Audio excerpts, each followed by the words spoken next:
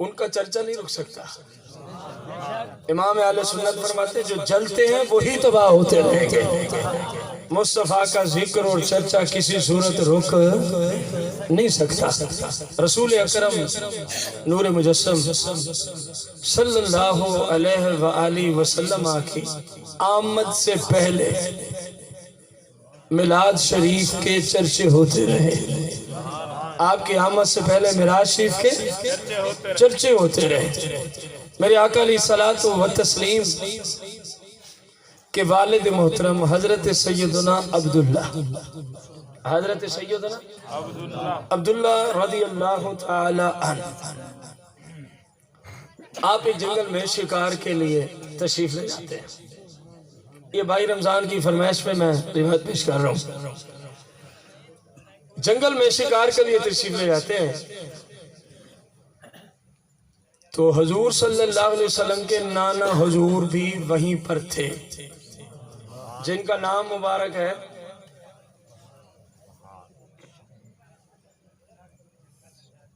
اپنے نانے کے نام تو ہم سب کو آتے ہیں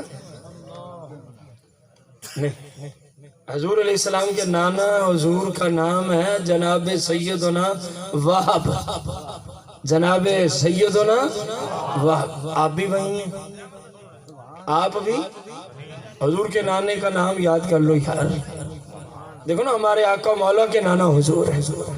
مجھ سے نانے کا نام پوچھا جائے منڈ سے پہلے، آپ سے پوچھا جائے منڈ سے، تو اپنے آقا مولا کے نانا جان کا بھی نام یاد کر لیں۔ دادے کا نام تو اکثر ذکر ہوتا ہی رہتا ہے، آپ سب کو آتا ہی ہوگا، حضرت سیدنا عبد المطلب رضی اللہ تعالیٰ۔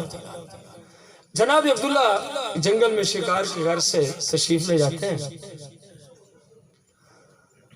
تو یکایک 70 سے 80 یہودی ننگی تلواریں لے کر جناب عبداللہ کو شہید کرنے کی غرض سے آ جاتے ہیں۔ کتنے؟ اس وقت تک جناب سیدنا عبد المطلب رضی اللہ تعالیٰ عنہ کے 10 بیٹے زندہ حیات تھے۔ کتنے؟ اور اس وقت سب سے چھوٹے جناب سیدنا عبداللہ ہی تھے۔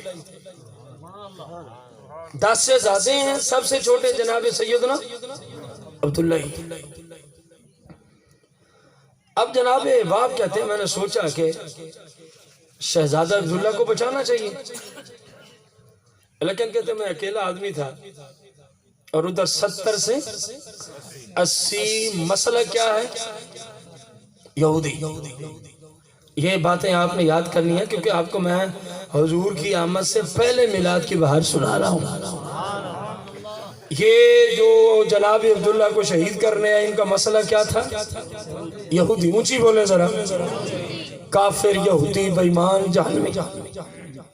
جناب باپ کہتے ہیں میں سوچ رہا ہوں میں اکیلا کیا کروں، بس میں اسی سوچ میں ہی تھا، یکایک کیا دیکھتا ہوں، نورانی مخلوق کا پورا ایک لشکر آ جاتا ہے۔ نورانی مخلوق کا پورا ایک لشکر، کہتے جو سفید لباس ہے اور ان کے چہروں سے نور جھلکتا ہے، ان کے چہروں سے نور۔ میں نے ایسے بندے پہلے زندگی میں کبھی بھی نہیں دیکھے، حالانکہ قبیلہ بنی زہرہ کی آپ سردار ہیں۔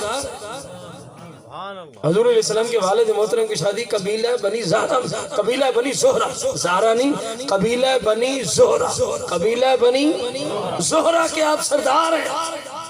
فرماتے ہیں ایسے حسین میں نے کبھی نہیں دیکھے۔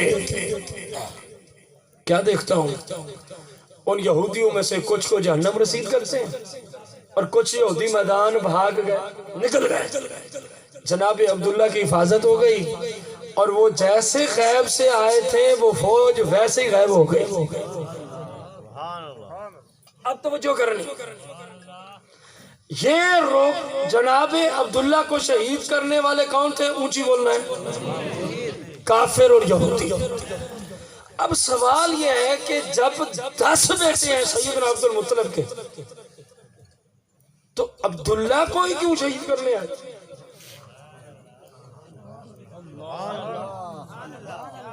10 بیٹے ہیں، اگر کوئی زمین کا جھگڑا ہے تو کسی اور بیٹے کو بھی کریں، کوئی جائیداد کا مسئلہ ہے، 9 بیٹے اور ہیں، جناب عبداللہ کو ہی شہید کرنے کیوں آئے؟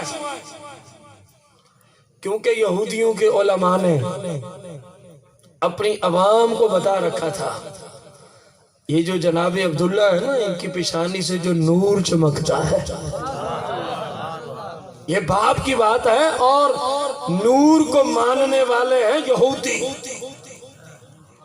آپ نہیں پہنچے، یا سو گئے یا پھر تھکے بیٹھے، ابھی باپ کی بات ہے، اور نور کو ماننے والے ہیں یہودی۔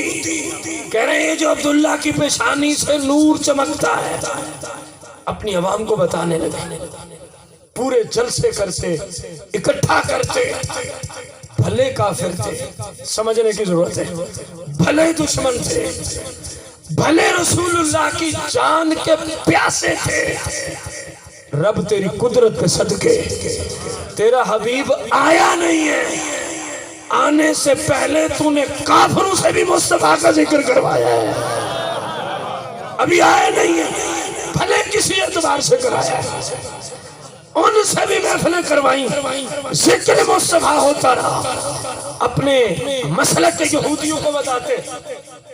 جو عبداللہ کی پیشانی سے نور چمکتا ہے نا، کہنے لگے یہ عام نور نہیں ہے، یہ آخری نبی کا نور چمک رہا ہے، یہ آخری رسول کا نور چمک رہا ہے، اور ہم کس کا میلاد منائے بیٹھے ہیں؟ آخری نبی کا، آخری رسول کا۔ یہودیوں کی یہ سازش تھی، جب باپ شہید ہو جائے گا تو بیٹا، بولو نا یار، جب باپ شہید کر دیں گے تو بیٹا، جب بیٹا نہیں آئے گا تو بیٹے کا میلاد بھی نہیں، سمجھے آپ، تو بیٹے کا کوئی میلاد بھی نہیں کر پائے گا۔ یہودی میلاد والے آقا اور میلاد کو روکنے کی ناپاک سازشیں کر رہے تھے، رب نے فرشتے بھیج کے، رب نے فرشتے بھیج کے میلاد والے آقا کی بھی حفاظت فرمائی، اور مصطفیٰ آئے تو میلاد بھی ساتھ آیا، میلاد کی بھی حفاظت فرمائی، اور بتا دیا میلاد کو روکنے والے یہودی ہوتے ہیں، اور میلاد کو کرنے بچانے والے توحید پرست ہوتے ہیں۔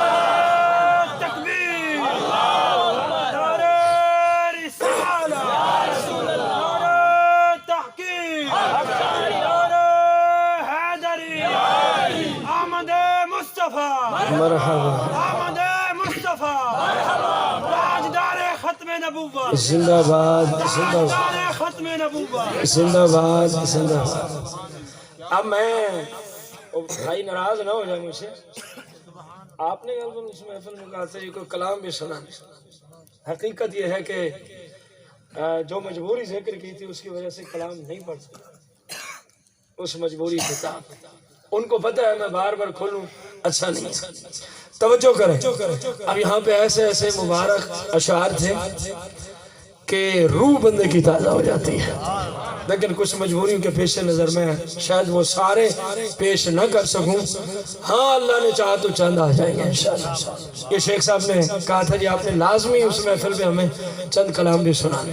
توجہ کریں، رسول اکرم نور مجسم صلی اللہ علیہ وسلم کے والد محترم کی پیشانی میں مصطفیٰ کا نور چمکتا تھا، اور اسی کی وجہ سے یہودی مصطفیٰ کریم کے والد کو شہید کرنے کے لیے گئے، اور رب نے فرشتے بھیج کے مصطفیٰ کریم کے والد کی بھی حفاظت فرمائی، مصطفیٰ کی بھی حفاظت ہوئی، میلاد والے آقا کی بھی حفاظت، اور خود میلاد مصطفیٰ کی بھی حفاظت ہو گئی۔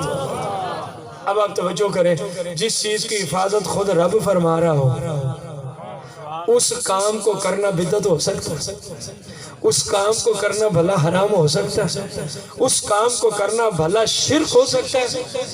عقل کے اندھے ہیں وہ جو میلاد کو شرک کہتے ہیں، حالانکہ مولود، ولادت اور میلاد خود ہی شرک کو ذبح کرنے والے الفاظ ہیں۔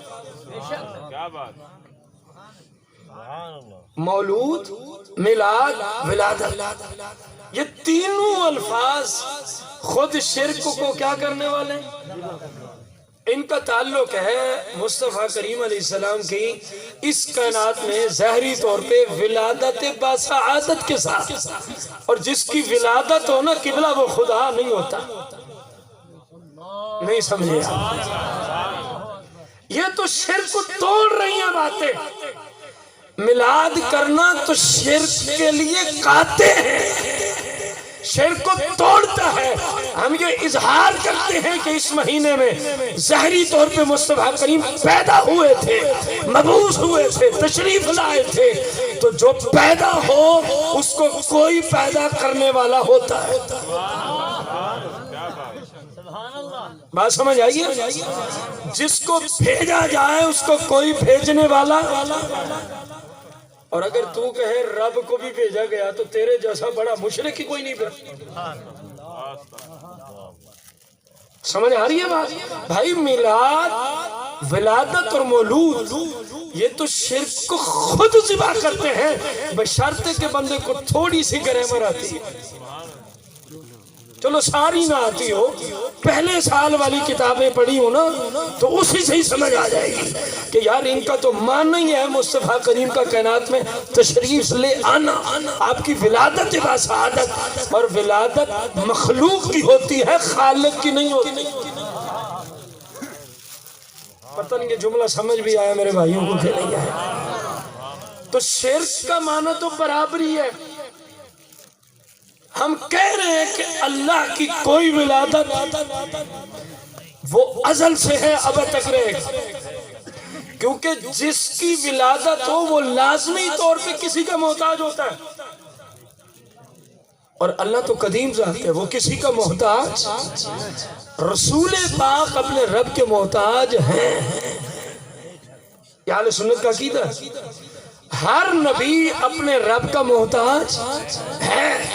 تو جب یہ محتاج ہیں اور رب کسی کا محتاج نہیں تو برابری ہو گئی. شرک سادہ لفظوں میں سمجھایا جائے تو کم از کم برابری ہونا ضروری ہے.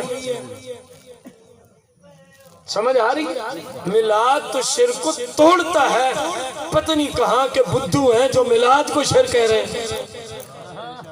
سمجھ سوالتا رہے گا. بات سمجھ آ رہی؟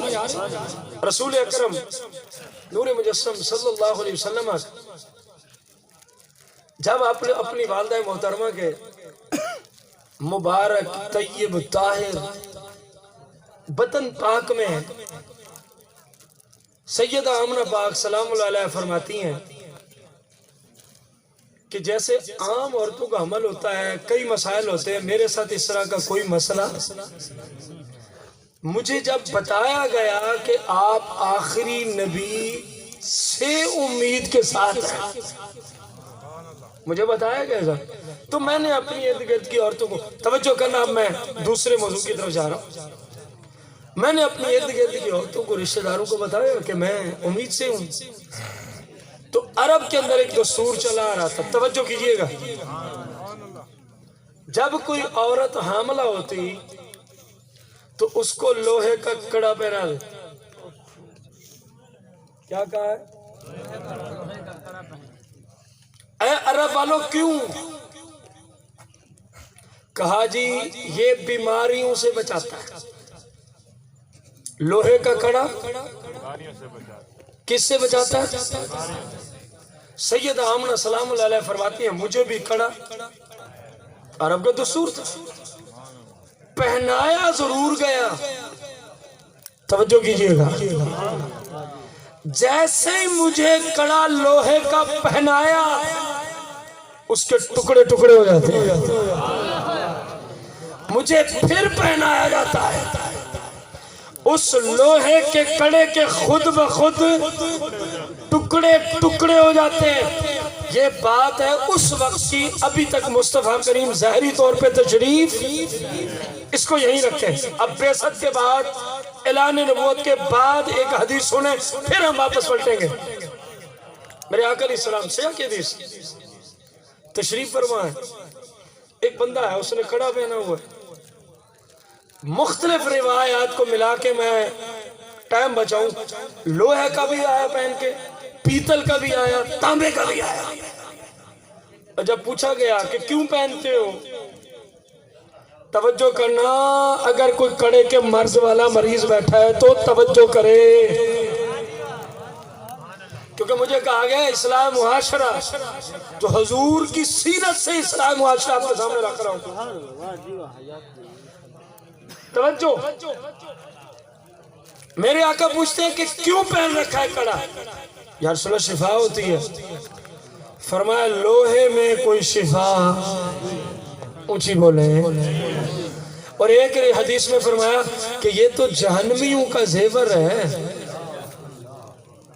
لوہے کے کڑے کن کے زیور ہیں؟ کن کے زیور ہیں؟ کون فرما رہے ہیں؟ آقا کریم علیہ الصلوۃ والتسلیم. اور نہیں جی نہیں، یہ عام کڑا نہیں ہے. میں نے کہا کہاں سے آیا؟ میں شہباز قلندر کے مزار سے لایا ہوں. میں نے کہا لاکھ سلام ہے شہباز قلندر کو، جن کا نام بھی عثمان ہے، جن کا نام عثمان ہے. جناب عثمان کو لاکھوں سلام. لیکن عثمان شہباز قلندر کی یہ تعلیمات نہیں ہے. تو ہمیں سناتا ہے جی شہباز قلندر کے مزار سے آیا، ہمیں تو مدینے والے آقا نے روک دیا ہے. تو ہمیں سناتا ہے جی فلاں شہر سے آیا، یہ تو مدینے سے بھی آئے، تب بھی پہننا حرام ہے، کیونکہ مدینے کو شرف مدینے والے آقا سے ہے. اور مدینے والے آقا ہی تو فرما رہے ہیں لوہے تانبے کے چھلوں میں، کڑوں میں اے میرے امتیوں کوئی شفا. فرمایا یہ جہنمیوں کا زیور ہے، فوراً اتار. یہ اعلان نبوت کے پیچھے پلٹتے ہیں. ابھی مصطفیٰ کریم اپنی اماں حضور کے پقیزہ بدن مبارک میں، پقیزہ ہے کہ نہیں، شان والا ہے کہ نہیں، پوری امت کے علماء کا اجماع ہے. یہاں پہ علماء طلباء بیٹھے، فقیر کہیں بھول جائے اللہ کے فضل سے میں ناراض نہیں ہوتا، مجھے بتایا جائے. اللہ کے فضل سے نسیم و ریاض ہے، شفا شریف ہے، اجماع ہے امت کے علماء کا کہ جس زمین کے ساتھ مصطفیٰ کریم کا جسد اقدس لگا ہوا ہے، وہ زمین کا ٹکڑا عرش اعظم سے بھی افضل ہے.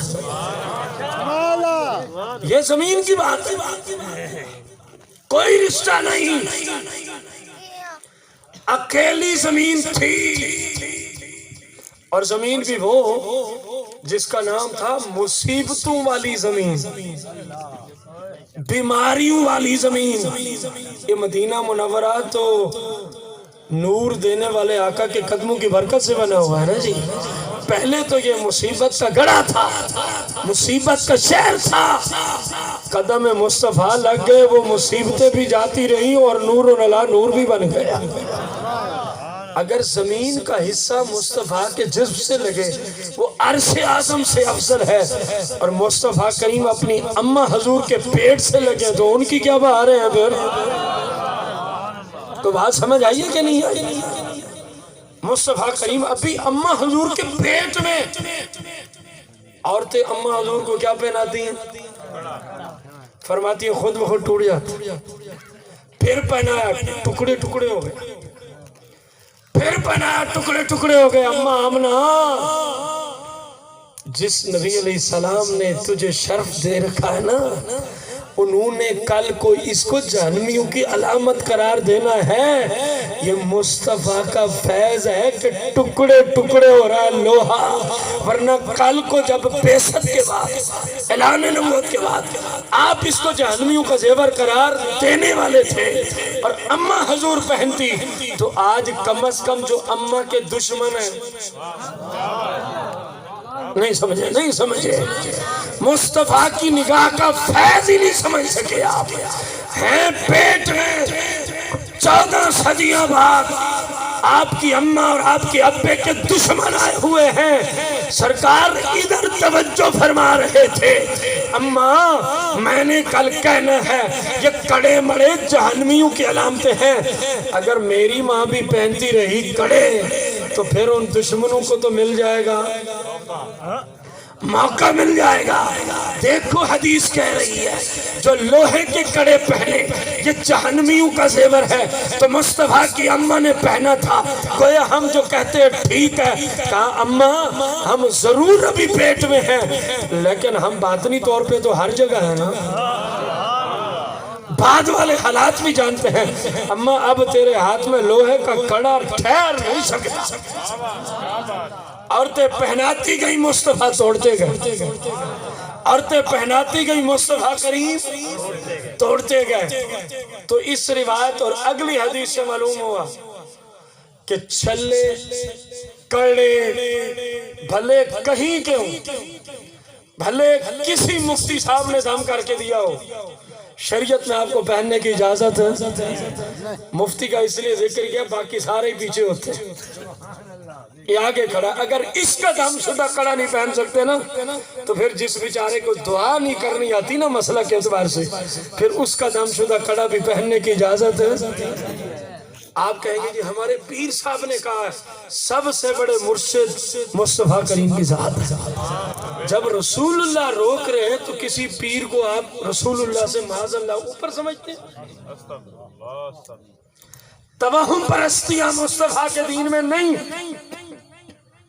شفا اللہ سے مانگو، اللہ رب العزت کے نیک بندوں کے وسیلے سے مانگو، نیک بندوں سے دعائیں کراؤ، کلام پاک پڑھ کے خود دم کرو۔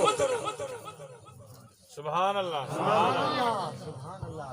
کوئی فرض تو نہیں ہے جی فلاں سے ہی دم کروانا ہے، اللہ خیر رکھے فلاں نماز کے قریب نہیں جاتا، آپ 5 وقت کے نمازی، فلاں بھنگی چرسی آپ اس کو حرام سمجھنے والے، فلاں کو روزے نصیب نہیں ہوتے آپ سارے روزے رکھنے والے، سچ بتانا اس کے دم میں اثر ہوگا یا آپ کے دم میں اثر ہوگا؟ میں بخاری کی حدیث سنا دیتا ہوں، شاید کوئی کہے جی اب ہم خود دم کریں گے، بخاری شریف کی حدیث، میرے آقا علیہ السلام کو کسی کے دم کی کوئی ضرورت نہیں ہے، رسول اللہ کو حاجت ہے کسی کے دم کی؟ کئی بار رسول پاک نے اپنی زوجہ محترمہ سیدہ طیبہ عاملہ کاملہ صالحہ پاکیزہ صدیقہ کائنات صدیقہ بنت صدیق سیدتنا عائشہ صدیقہ سلام اللہ علیہا سے کئی بار میرے آقا نے فرمایا عائشہ آخری تینوں صورتیں تین بار پڑھ کے میرے اوپر دم کرو۔ سمجھ آئیے، یہ امت کو تعلیم تھی کہ بندہ نمازی ہونا چاہیے، پرہیزگار ہونا چاہیے، بھلے گھر کا ہو وہ بھی دم کر سکتا ہے، ورنہ سرکار کو بیوی سے دم کرانے کی کیا ضرورت پڑی؟ مصطفیٰ کریم علیہ السلام کائنات میں تشریف لے۔ اچھا پچھلی بات کو فائنلی جملہ رہ گیا، کڑے پہنیں گے آج کے بعد؟ نہیں، پچھلے چپ بیٹھے، پتہ نہیں شاید کوئی ارادہ ہے۔ رسول پاک روک رہے ہیں یار، مجھے چھوڑو، میں تو آپ جیسا ایک عام انسان ہوں، کوئی پتہ نہیں ہم میں سے اللہ کے ہاں کون زیادہ مقبول ہے، لیکن یہ تو دیکھیں میں نے حدیث مصطفیٰ کریم کی سنائی ہے، کڑے پہننے کی اجازت مسلمان کو، کس کو اجازت نہیں ہے؟ میرے آقا کائنات میں تشریف لے آتے، عرب کا دستور تھا جب بچہ پیدا ہوتا تو پہلی رات مٹی کی بنی ہوئی ہانڈی اس بچے کے اوپر ڈال دیتے، رسم ٹوٹکے تھے جی، اس طرح بچے کو لمبی عمر ملے گی، کوئی مسئلہ نہیں ہوگا۔ حالانکہ عمر کا تقاضا تو جب 120 دن کے ہم ماں کے پیٹ میں ہوئے تھے فرشتہ اسی وقت لکھ کے چلا گیا تھا کہ میری کتنی سانسیں آپ کی کتنی، ہر ایک کے لے کے چلا گیا۔ توجہ کرنی ہے، توہم پرستیاں تھیں، ہانڈی دیتے تھے مٹی کی بچے کے اوپر۔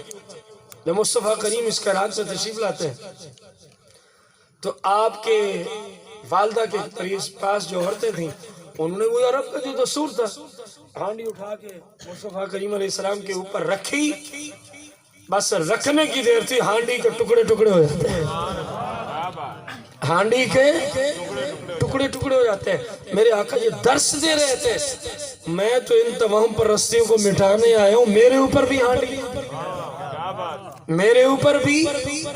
تو اس طرح کی تمام پرستیاں رسول پاک کے دین میں جائز کسی صورت بھی جائز نہیں ہے۔